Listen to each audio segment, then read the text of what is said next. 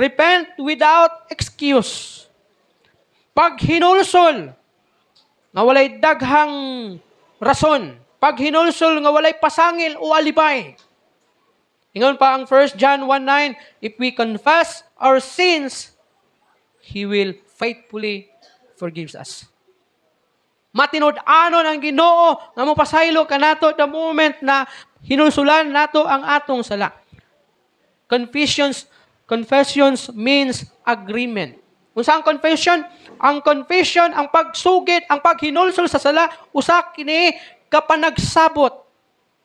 Dili but pasabot, Lord, I mess up because of stress. Lord, nakasala ko kay stress ko. Gikapoy ko sa mga problema. Dili na mao. Dapat walay daghan na mga rason.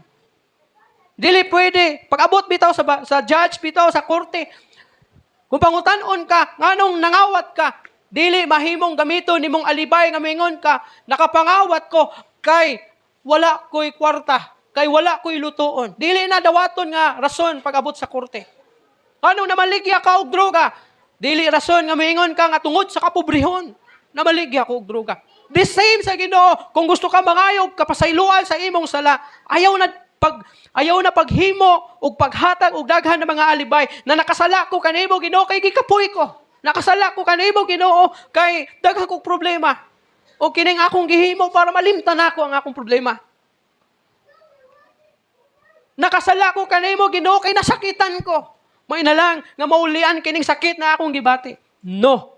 Dili. Ang pagpasaylo o ang paghinulsol sa sala, dili dapat gamiton ang daghan na mga hinungdan. Straight to the point. Ask the Lord. Pangayua sa Ginoo. Ug ingna Ginoo, Lord, pasaylo ako kay nakasala ko. Wa nay sumpay. Ay nasumpay nakasala ko kay mauna. Kundi nakasala ko Ginoo. Straight to the point. Nakasala ko, pasaylo ako. It means, God, I was wrong. Mingo ka sa Ginoo, I was wrong. Period. May isa ka tao, gisulayan niya o cover ang buak sa wall. Gisulayan niya kini o cover pinaagi sa pagpintura sa buak o sa liki nga nakita niya diha sa wall. Purikinana. Ginabalik-balik niya para lang gid matabunan. But months later, nigawas pagbalik ang mao nga buak o ang mao nga liki sa mao nga wall. And this time, kini nga buak, nidako na siya og maayo. Why? Ngano man? Ngano kaha? Because he treated the surface. Iyahang gipinturahan lamang. Pero wala gyud niya tarunga ang pundasyon. O sa ibuhaton nimo pagliki ang usa ka wall. Kubaon nimo ug tukuron nimo pag-usab ang mao nga wall.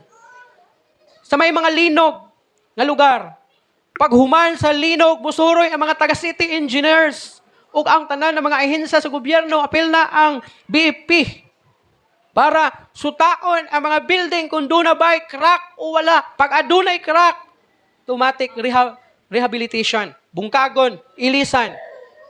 Dili papuyan, dili pa sudlag tao kay basig maguba. Igsoon, ang atong mga tinago na mga cracks sa ato ang kinabuhi. Ha? Dili pwede nga kini siya tabunan. Some believers, adunay pipila ka mga magtotoo nga ginapint over lang nila ang ilang sala. Ginatabunan ang ilang sala by attending church activity. Ang uban nagtuo nga pag musimba ko, kalimtan sa Ginoo nga akong sala. Pag mo appeal ko, mo join ko sa mga church activities, kalimtan sa Ginoo nga akong sala. Dili malimot ang Ginoo sa imong sala, igsuon. Ang gikinahanglan ni mo igsuon, paghinulsol sa sala. Dili ang pagtabon sa sala. Ang sala sa imong anak nga imong pagatabunan. Mahitabo, makahimo kaniya nga rebellious o spoiled. Spoiled. No? Oh. Makahimo kanyang rebellious o spoiled na bata kung kanunay nimong dipinsahan ang iyang sala.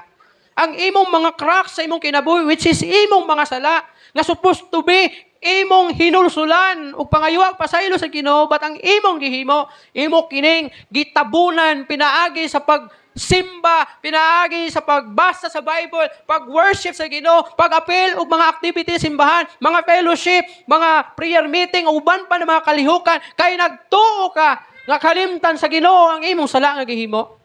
Igsuon, ang gikinahanglan sa Ginoo kanimo repentance. Hinulsuli igsuon. Kay bisag muapil ka og mga aktibidades, samas kung gingon ganina, bation nimo ang spiritual dryness. Go-worship ka sa Ginoo, pero patay ang imuhang pagbati. Luya. Muna ang hinungdan, kay giprotektahan nimo ang imuhang tinago na sala. Revival will never come where sin is protected. Walay revival may tabo. Hangtod nga protektado nimo ang imong sala. Bisag unsa pa man ang imong itawag ni ana, repent quickly.